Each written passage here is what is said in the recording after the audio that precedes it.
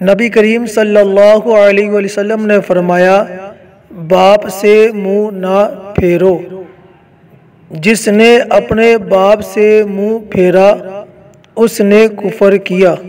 نبی کریم صلی اللہ علیہ وسلم نے فرمایا، جب تمہاری اولاد بولنا شروع کرے تو سب سے پہلے لا الہ الا اللہ سکھاؤ۔ نبی کریم صلی اللہ علیہ وسلم نے فرمایا، جب تم حیا نہ کرو تو جو چاہو کرو۔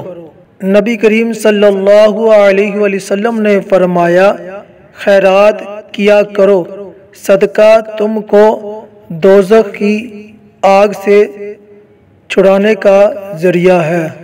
نبی کریم صلی اللہ علیہ وسلم نے فرمایا، جو شخص اچھی طرح وضو کرے اور اس کے بعد فرض نماز پڑھے تو اس کے ایک نماز سے دوسری نماز پڑھنے تک کے گناہ معاف کر دیے جاتے ہیں۔